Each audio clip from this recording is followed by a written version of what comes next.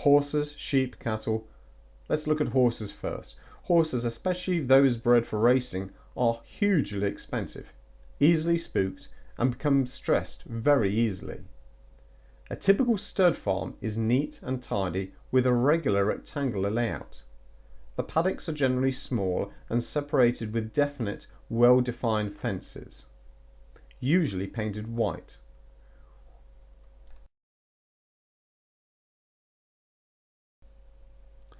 We can easily land in any of the large fields in the centre of the picture, but we can also see the field bottom right has horses in it.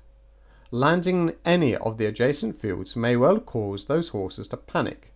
They can be very highly strung creatures, and you landing close by could be enough of a fright to cause them to bolt. They can end up hurting themselves in their panic, and worse still, if there is a mare in foal at the time, your third-party insurance will probably not cover the miscarriage of a prize racing horse. Associated with the training of racehorses are the gallops used for exercise. These are usually close by the main farm and can be excellent landing areas. They are generally clear of any obstructions on the ground and should be clear from anything that might endanger your aircraft. Of course, if there is any sign of the gallops being used by horses, they must be avoided. What about sheep? If we zoom in on the field to the lower left, regardless of the fact it's next to a stud farm, we can see that in this state it is not possible to land in. Sheep tend to spread themselves out when grazing to the extent that they will occupy the whole field. Like horses, sheep are very easily panicked and will tend to gather in a single flock, but in doing so will race around the field trying to find the biggest group. A field of sheep like this is not a suitable landing area. And so to cattle, and in particular dairy farming. Here we can see a collection of green fields. Most are pasture fields. The field in the immediate foreground is a crop of maize. It's mid-July and you would of course expect any cereal crops to be ripened and in the process of harvesting by now. The fact that this one is green in July is, from a distance, an obvious sign. A closer look at it and it becomes obvious by the texture that it is not a grass field, and significantly notice no tractor wheelings. Cows are by nature extremely curious animals. They will want to investigate and taste anything new in their field and can destroy a glider in minutes if allowed near it. Avoid landing in a field of cows unless there's absolutely nothing else available. If you do land, or vache, as the French say, be prepared to be set upon by the entire herd in a matter of minutes. They are interested in your glider, not you, and you will have to be quick and athletic to prevent them getting close enough to do damage. Do not leave your glider. If you do, when you return, it will be destroyed. Apart from the beasts themselves, there is the additional problem of cattle fencing. The grass fields we can see in the middle of the picture are divided by fences, and whilst we can discern where some of those fences are, others are not so obvious. If the fence is separating two empty pasture fields, and those fields have not had stock in them for some time, or in other words, they haven't been grazed recently, then the difference is even less obvious. Same collection of fields, and here we can see that the field adjacent to the farm buildings has grazing cattle in part of it. They are prevented from grazing the majority of the field by a fence, but in this picture we cannot actually see the fence. It may be an electric fence which the farmer will move in order to strip graze the field. This particular fence, and the fences in all of the other fields in this picture, are in fact permanent fences, but we cannot see them. What we can see, however, is a distinct colour change that may suggest the presence of a fence. Let's change position a little. Looking at the fields at the bottom of the picture, we can see an obvious change in colour. We can't see a fence, but we can imagine a fence being there. Looking at the fields on the other side of the dirt track, we can see that there are distinct divisions shown by obvious changes in colour where either permanent or electric fences lie.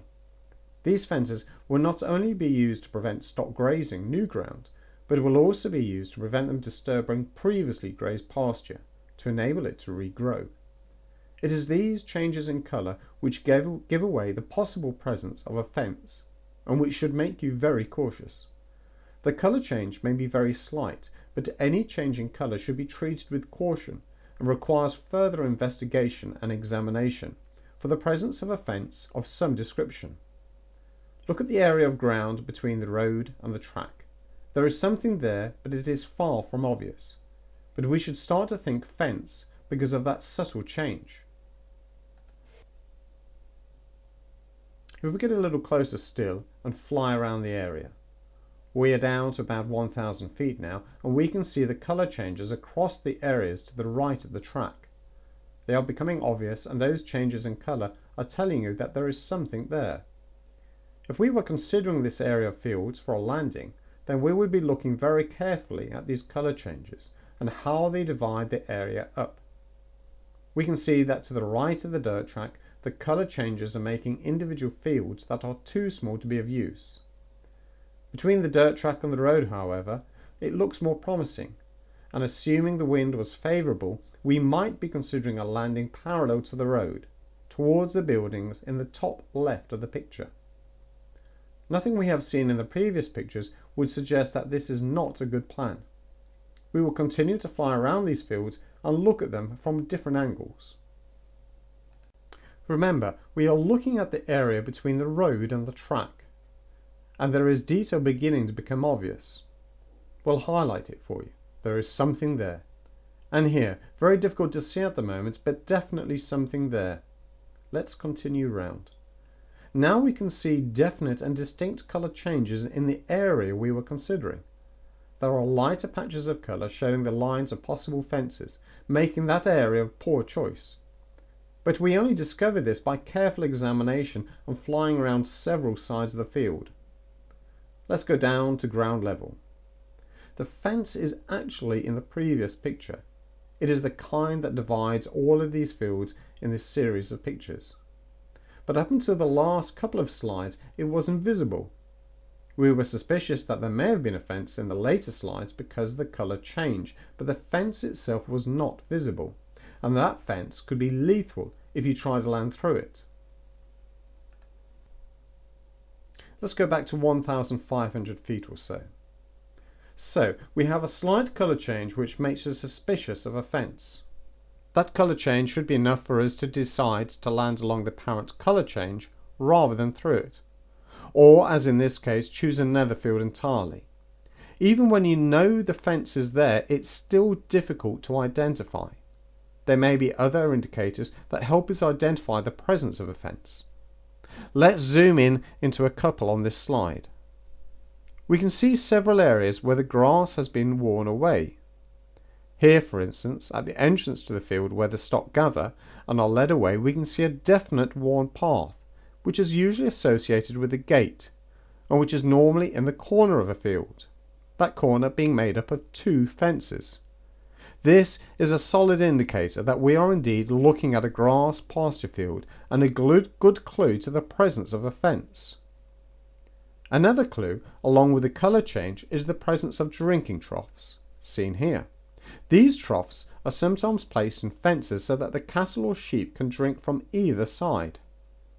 Look closely along the colour change and you may be able to spot the drinking troughs.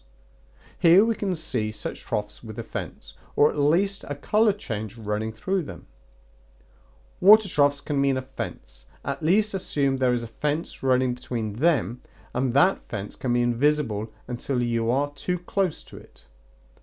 So, resolve to land along a colour change, not across it. If there is a fence, you will avoid it. The simple message about livestock is, avoid landing in a field that is already occupied. You will save yourself a great deal of trouble.